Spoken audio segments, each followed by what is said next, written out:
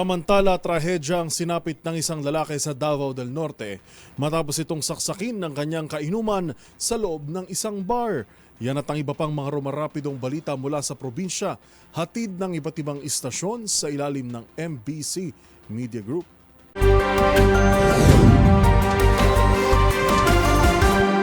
Balita mula sa Davao del Norte. Patay ang isang lalaki matapos sinaksak ng kanyang kainuman sa loob ng isang bar sa Barangay Gredo, Panabo City, Davao del Norte. Alas 2:55 na madaling araw, Pebrero 17, 2025. Kinilala ang biktima na si Noli Salantes, 46 anyos, at residente ng Purok Caimito, Barangay Gredo, Panabo City, Davao del Norte. Sa report, nabatid na ang biktima kasama ang suspect na kilala sa alias na Ben ay nag-iinuman sa loob ng nabanggit na bar. Hindi nagtagal, nagkaroon ng pagtatalo sa hindi matukoy na dahilan at nauwi ang pagtatalo sa pananaksak ng suspect sa biktima. Kaagad namang isinugod ang biktima sa Carmen District Hospital, ngunit idineklarang dead on arrival sa attending physician, habang ang suspect matapos gawin ng krimen ay mabilis na tumakas palayo sa hindi malamang direksyon. Para sa MBC TV Network News, ito si June Suter. Una sa Pilipinas, una sa Pilipino. Sugatan ng isang miyembro ng Philippine Army matapos pinagbabaril sa Sitio Takas, Barangay Palampas, lungsod ng San Carlos, Negros Occidental.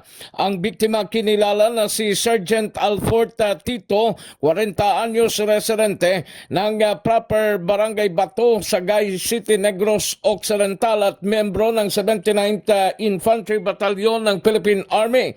Habang ang mga suspect kinilala na sina Jobert Himarangan Salazar, 31 anyos, residente ng Barangay San Benito, Bayan ng Calatrava, at Alfie Raganas, 42 anyos, residente ng Barangay Suba ng Bayan ng Calatrava at pawang na aresto at nasa kustodiya ng kapulisan.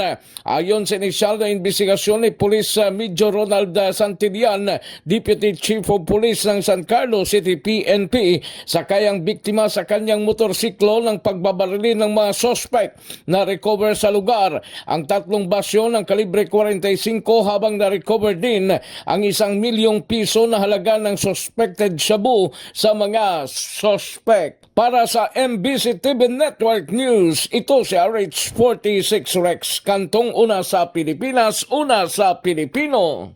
Balita mula sa Baguio City, tinake ng Philippine Retirement Authority na tutulungan ng mga retiradong Korean nationals na naapektuhan sa takeover sa mga lease areas ng Bases Conversion and Development Authority sa Camden Hay, kasama ang 2 hotel kung saan nakatira ang 40 Koreano.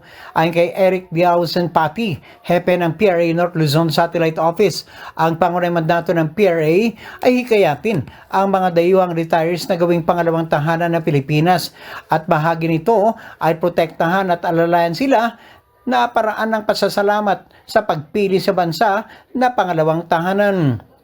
Ang mga Korean retirees ay nag-invest at bumili ng condotel sa Manor Hotel at Forest Lodge kung saan ilan sa kanila ay naninira na mula pa noong 2014. Ilan sa kanila edad 70 at 80 years old.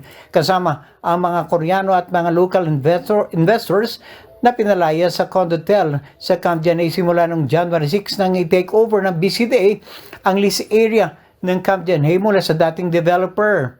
Sinabi ni John Jean Lei, mahirap pa nilang tanggapin na ura-urada silang pinalayas ng walang due process ng BCDA sapagkat ang pagkakalam nila ay matitiran nila ang binili nilang condotel unit hanggang 2046. Subalit naapektuhan sila sa naging desisyon ng Korte Suprema nang ibalik sa BCDA ang pamamahala sa 247 na hectares ng Camden Hay. Para sa MBC TV Network News, ito si Romy Gonzalez, una sa Pilipinas, una sa Pilipino.